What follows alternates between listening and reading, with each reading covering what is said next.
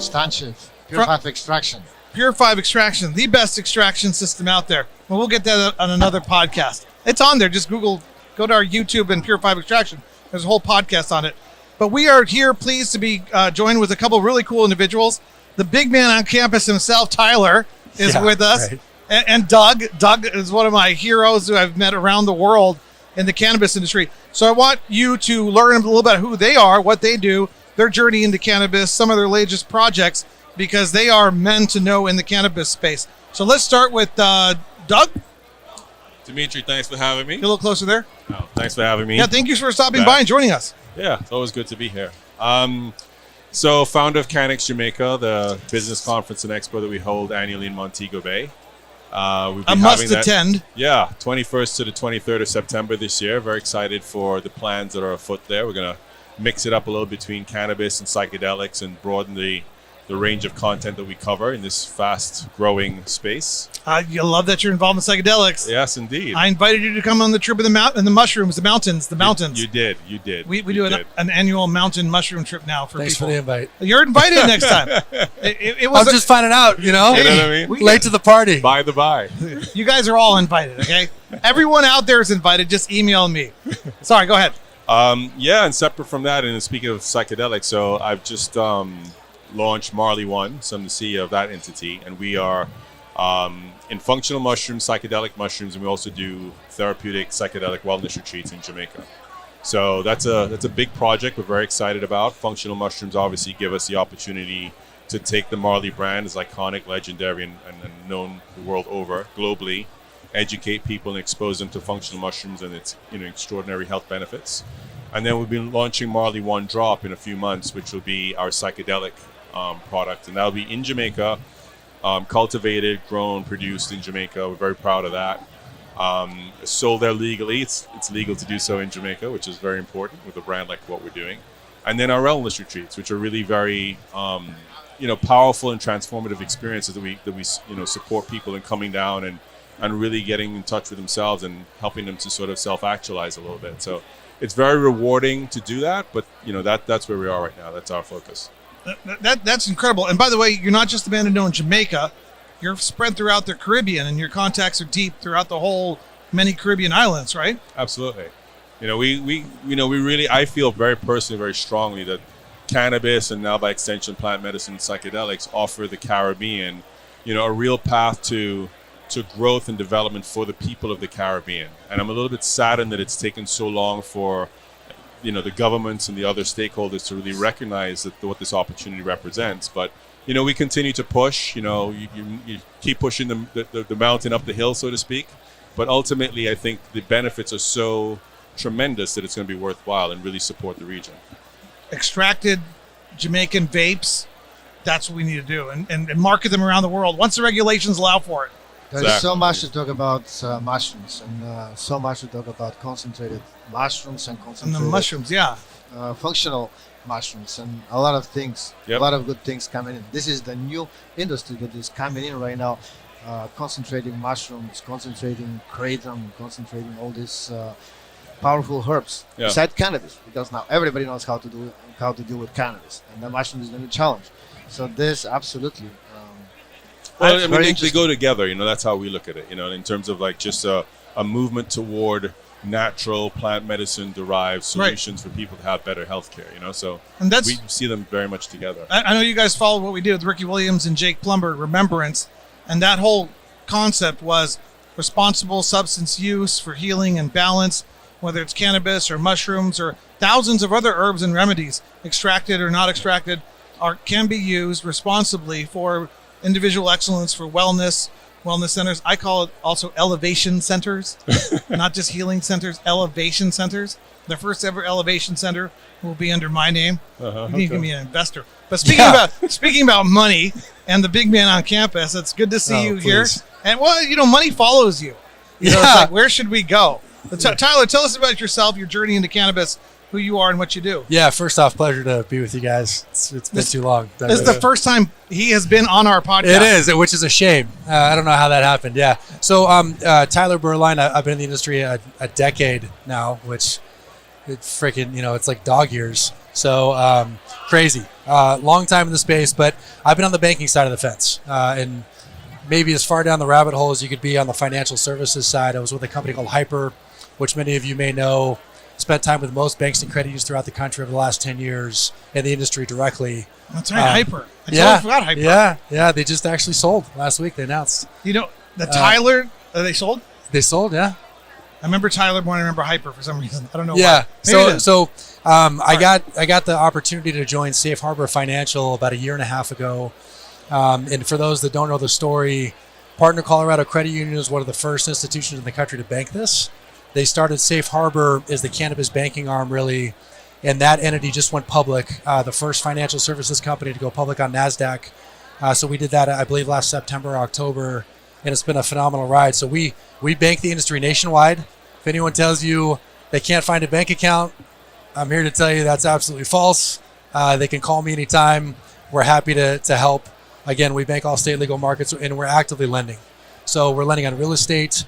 We're launching a line of credit products, and we're going to be launching a series of products to really help this industry. And it's kind of nice because we see it from the banking side, but we also get to see where things are headed. And so a lot of what we've done over the last year is kind of skating to the puck, to use a hockey analogy. And we're excited about some of the products we're bringing to market. Doug's over thinking like Dimitri's not an athlete. You're way over his head. Yeah. Sorry. No, you're good. We established that earlier already. Not air hockey. That's all right. Yeah. No, I'm talking about the real hockey. Air hockey athlete. Yeah. Yeah. I bet you're amazing at that sport. Sorry, I didn't mean to interrupt. That and putt-putt. Back to the banking. Yeah. We're excited to be on NASDAQ. We're excited to bring stability to the market from a banking and lending standpoint. That's actually, I'm speaking on that here in a couple hours of the show. So that's fantastic. And so, I mean, when you say lending, I mean, it's probably people watching this like, I need to reach out to him. He has reasonable rates. Does he have reasonable rates? Yeah. How much does that cost me? I mean, how does that look nowadays for lending into the cannabis space? Is it like, is it? It's actually, it's very much like traditional industry. So I would say we underwrite loans based on what a traditional commercial lender would. Mm-hmm. We're under, I guess, financial institution regulation. So, but the beauty of that is our rates are, I would say, far less than what a third-party capital company would charge in the space. So I would say we're slightly above traditional bank rates, but we're still, in a lot of our loans, we're in the single-digit range, which in today's world, when rates have been hiked up dramatically over the last year, the industry hasn't really had access to that. So let me give you a hypothetical. I have a guy who has a license that's worth $10 million fire sale. He might think it's worth $20 million. He has unencumbered. No, check it out. It's unencumbered, no debt. Yep. But he needs $1 million to build out a new dispensary, and he can collateralize the license legally, collateralize it towards you guys. Would you guys lend him $1 million? We're not necessarily lending on license value yet. Okay. We're lending on real estate. So we're going to look at the real estate collateral and evaluate that to determine whether or not we're going to extend financing. Yeah, but you and I both know it's a good bet. There are ways. No, I'm not saying it's legal or it's Yeah. No, and again, we've got to stay within a certain criteria from a regulatory standpoint. It is what it is. But I'd say that's one of the things that we're actively taking a look at, and we understand that's a huge opportunity for the industry and for us. Mm-hmm. And so I think down the road, that's something we may be able to do. But you're on top of that, which is important because people think to themselves, "Oh, I've got this asset; it's worth, it can be valued at $500,000, $10 million in Arizona. I've got no debt on it. Why can't I borrow against it?" Yep. But you'll be the first guy to figure that out. Yeah, we will. Yeah, okay. And it's something I would say. Again, for a decade now, anytime someone's called for help, I've helped them. Tried to.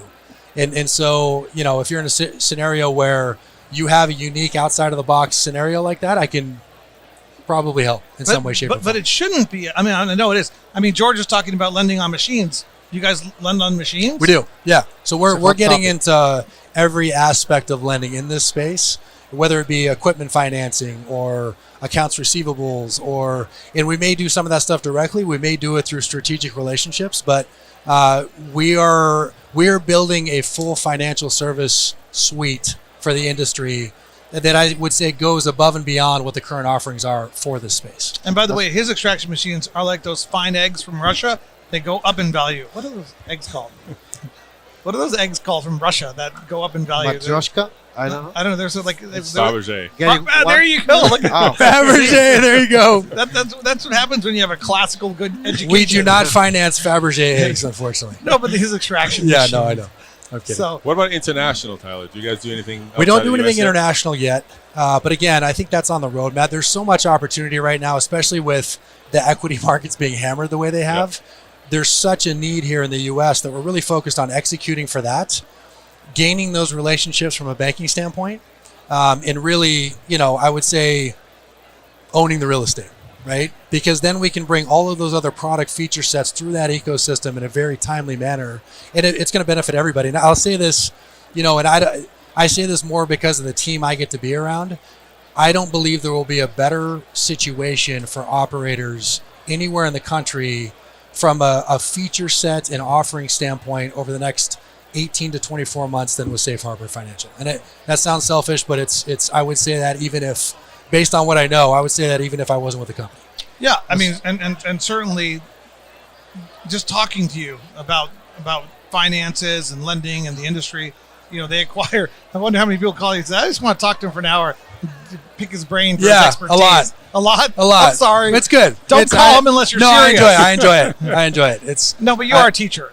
well, I think we all, like, if you've been in it long enough, just by default, you know things that other people wouldn't, right? And so incredible. anytime that can be used to help somebody, I'm all for it.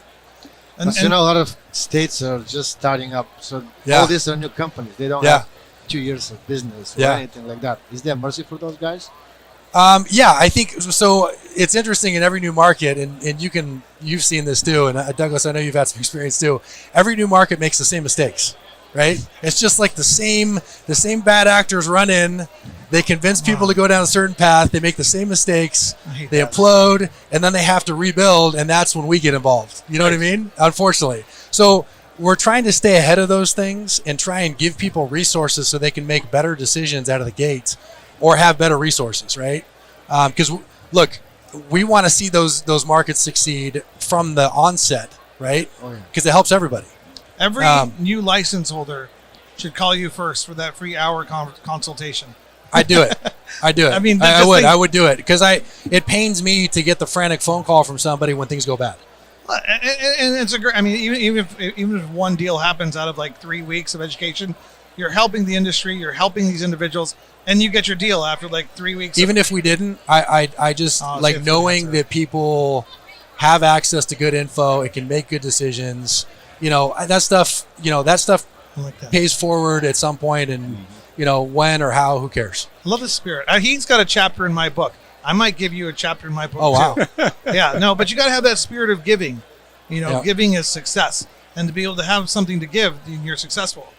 Well, it's a cycle, right? It comes right back to you. So I mean, that's how I look at it. Right. It's just helping somebody who needs the help, and Yep.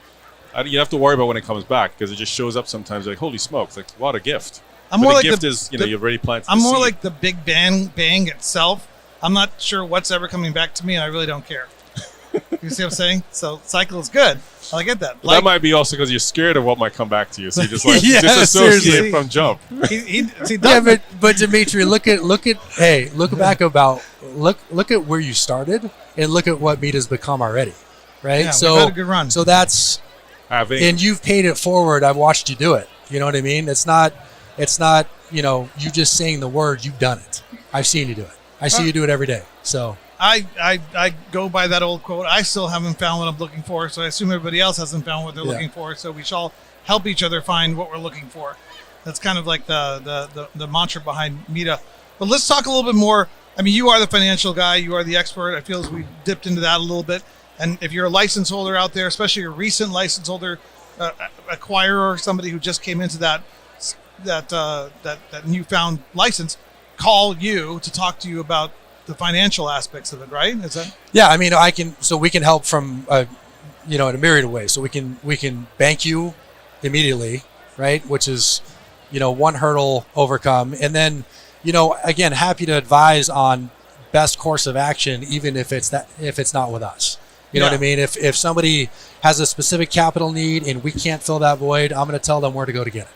And one thing, and this might be too high level. We don't have much time, but I think a lot of people want to get into the publicly traded route, like either Canadian Stock Exchange or plan to set themselves up for eventually the federal stock exchange will come with federal legalization. Sure. Is that something that you guys are dabbling in at all, consulting in at all? Is that something that we reach out to you about? We're not consulting, but we're fortunate to have like one of our board members is Richard Carlton from the CSE. Okay. You know, so we have that expertise. Right. I would say quasi in-house, and again, because we touch everything, we get to see everything. Right. And so, you know, if somebody needs to have that conversation, you know, the Barrington Millers of the world or the Richard Carltons are a phone call away. Right. Right. And so it's very easy for us to facilitate that introduction and get them what they need. And we're happy to do that, again, to benefit the ecosystem. Right. And that I can see a lot of companies, especially when it goes federally legal. Yeah. There's going to be 5,000, 15,000 companies that are going to be racing around trying to figure out how to get to the stock exchange first. Not the Canadian one, but the national ones. Yeah. So, I mean, you're a great resource for that. So I'm just wondering if you guys are... Yeah, I mean, that's something that we've done in the past and we'll continue to do for people, you know what I mean? So, but yeah, I mean, it's an exciting time for even though the market's depressed, I see from a strategic standpoint, you know, some of the smaller state operators starting to expand and really gain market share. So as some of the bigger guys are having issues, that creates opportunity. It's a really interesting, even at this show, like just seeing some of the meetings that are occurring and the conversations that are happening, it's going to be a fascinating next 18 months. It's exciting. Yeah, and it's interesting. You said markets are depressed, but it seems like retail's doing pretty well, though. It is. That's kind of like the place to be. I think if you're in a limited license market, and I know that's not where you want the industry to go, and I understand, but from an investor standpoint, if you're in a limited license market, you know, I think the opportunity is only growing, right? In you know, whether it be a conversion from medical to rec or a medical market just continuing to grow from a patient count base, there's a ton of opportunity, and I think, you know, it's a time to be very bullish in those markets still. Yeah, and I'm just not a fan of limited licensing and licensing caps because I think it's kind of like something Adam Smith wouldn't agree on, you know, and he identified that problem because the monarchies back in the 17th century were essentially licensing structures that only allowed a certain individual family to control the licenses for all the goods, commodities, and services within that kingdom. And so when you create licensing structures that are limited, you're sort of recreating the monarchies that Adam Smith and Voltaire and the French Revolution and the Enlightenment and the American Revolution and all these things kind of preached against. Well, look at the MSOs.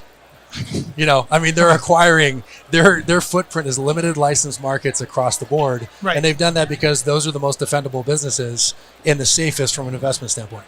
Yeah, and to me, there's nothing wrong with that. Yeah. It's just I get a little bit miffed when people get actively involved in manipulating politicians or the regulatory structure to their own advantage. Or writing the legislation that leads to recreational. Even and I see that, and we have in Florida situation, in Arizona situation, I see that, but it also that, you know, I can say, hey, that led to legalization and freedom and choice for a lot of consumers and patients. So it's a good thing.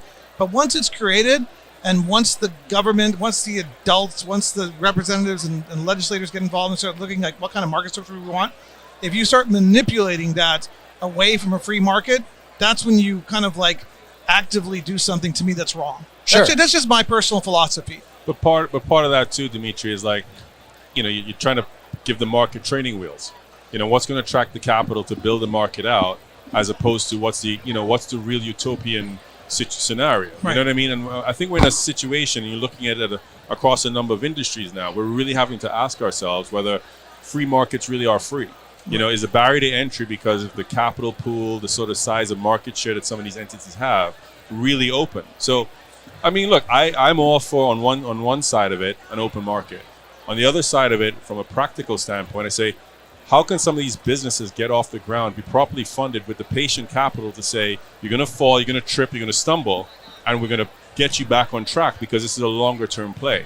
Versus the first time you fall, I'm pivoting out because I'm going to lose my money. Yeah, you know, it's a balance game there. You know, maybe I'm like the tough love father. Let them fall, let them trip, let them stumble. Move along, son. There's somebody else coming behind you. But I think to Douglas's point, the folks that, you know, and let's use social equity as an example. If a social equity person gets licensed in a market that's limited, their ability to raise capital for that operation is going to be far greater in a limited environment than it is in Oklahoma. Absolutely. Right? And so I think that's the trade-off here, where it's a, I think we're all trying to figure out how to thread the needle still. Right, and that's an absolute reality. And what happened with me, one of the reasons why I become such an advocate of removing licensing caps, is I saw 4,000 individuals in Arizona who applied, went through courses, paid money, social equity eligible, who wanted to participate, and only 26 got to participate. So the dreams, hopes, ambitions, skills, expertise of those 4,000 individuals got left on the sideline. And that's just not the America or cannabis industry that I want to promote. And I totally agree with you. Training wheels are fine, and starting a structure that way is fine. But it's when you get in there with the lobbyists and you start telling people that it has to be this way. No, don't open up manufacturing. Don't open up cultivation. Don't open up retail. Don't open up the borders. But here's the flip side. If every one of those people got licensed, how many do you think survive in the next 6 to 12 months? Who cares? Let them go. I mean, yeah, but that's don't invest in them. No, I'm just saying, like, it's a catch-22. No, it really is, and it's a very much open for discussion, open for debate. It's an economic question that's been going on since maybe the first set of apes came out of the tree, and one said, "No, I got a license for the savannah, and I'm going to eat the heads of the squirrels, and all you guys need to. I have license for the squirrels in the savannah. You guys stay up there, the nuts and berries." I mean, I think even in Yeah. a limited market, it's about getting it to a place where there's some degree of confidence that the path to getting the license is fair, as opposed to That's another conversation. Exactly. Yeah. So Yeah. I mean, that's a whole nother consideration. Yeah. So that, like, in getting a market in a new industry off the ground, I think you need to look at some of those considerations, because 4,000 people chasing capital is you might get drips and drabs, as opposed to somebody saying this is a good business with a good potential operator. Let's give them the resources they really need to get to where they're trying to get to. Not to mention, I mean, if you think about it, if you look at limited license markets in the bidding process, I mean, we're in a world now where there's so much competition that you're probably spending between the license process, getting the real estate tied up. I mean, you're probably in $250,000 to $500,000 to submit a viable bid in some of these states. And there's no guarantee whatsoever that you're going to win. So the people that have the capital to expend on, to take that chance, they're limited. You know what's really cool? Is this the kind of conversations that happen at Benzinga when we're chatting, or when we're having coffee, chatting, walking around. So it's great that we got to share this with the audience. I just want to get a quick take from George. You come from an Eastern European country where licensing was kind of limited by certain individuals. What do you think about the whole subject that we've been discussing? Oh, this is a light year ahead over here. So whatever's happening here is probably going to be 2 years from now in Europe. And Germany is doing that this year. So once German opens, is like California, United States. Everybody's going to follow. And we're going to see that process in the next 5 years in Europe. Step by step, it's going to be turning in. Yeah, so that's all going to happen in Germany. What do you think? Limited licensing or more open market? What do you see? It's going to be limited licensing because they It's don't going have to be that way, yeah. this federal thing that we have in there. So big pharma is in. So a lot of things are going to be run by big pharma, but there's going to be also the boutique guys coming up in the market. So there's going to be two parts happening there with the drug market and with the boutique recreational market. And they're going to balance eventually. And with all this said, I really want to tell our audience what are the three most important things that they need to follow so their company doesn't go in trash. Like the three most important values that it's not going to put them in the trash. They need to come to CanEx, I'd say. No. CanEx attendance first. Maybe value of the product, maybe the good spreadsheet of numbers that they Good need to accountants. follow to get a loan. That's what I mean. Finances are And- everything. Yeah, and the people that they have. Yeah. So these are the three things that should qualify them for a good capital. Listen, So they don't- Tyler's best served to answer this question, but I will say this. I think the most important thing, and it's intangible, is their resilience and commitment to this. Because every single one of those Discipline. tracks Yeah. is about pivoting, Yeah. is about blasting question. through, whether it's money, whether it's team, whether it's regulatory. And that, to me, if you don't have that, I don't give a I mean, can't curse on this, but it doesn't really No, you matter can. how You much just money did. you have. It's You know, good. I did, right? Yeah. It's like Apple Podcasts or something. Okay. No, I think understanding of the right markets to be in is important, right? Going in. I think, for, like, I live in the boring banking world, but compliance, with state law. I mean, I know that sounds basic, but the more compliant you can be and check the boxes. I mean, I can't tell you how many times I've gotten a call from an operator and they're like, my bank's asking for this. Why are they being so difficult? My comment to them is, they're asking you for that because the regulator is requiring they get that information from you. And if you don't have it, you put everybody in jeopardy. So I think, to Douglas's point, be prepared to pivot. You're going to fail. Like, you're going to fail at something, and the faster you can get up and pivot and make it happen, the better. And then from a compliance standpoint, just do the things you need to do, get a great consultant, make sure you're staying on top of all of those things that are required at the state level. Because, again, if you do something wrong, you're putting everybody in jeopardy, not just yourself. Well, I think we definitely established that both of you guys are go-to industry experts, willing to help, willing to talk to people, share your knowledge, talk about different subjects, not just finances, not just conferences, but you guys, your expertise is across the board. What's the best way for people to get in touch with you? Our website, CanExJamaica.com or Marley1.com. Safe Harbor Financial, it's shfinancial.org. My cell phone and email address, I believe, are on my LinkedIn profile. So it's Tyler Beuerlein, Beuerlein. I should be easy to find. That's fantastic. So these are the kind of conversations that happen in Benzinga. This is about the time we wrap up and we go our different directions. I'm going to go to the bathroom. They're probably going to go to some important business meeting, and we'll see you at the next podcast.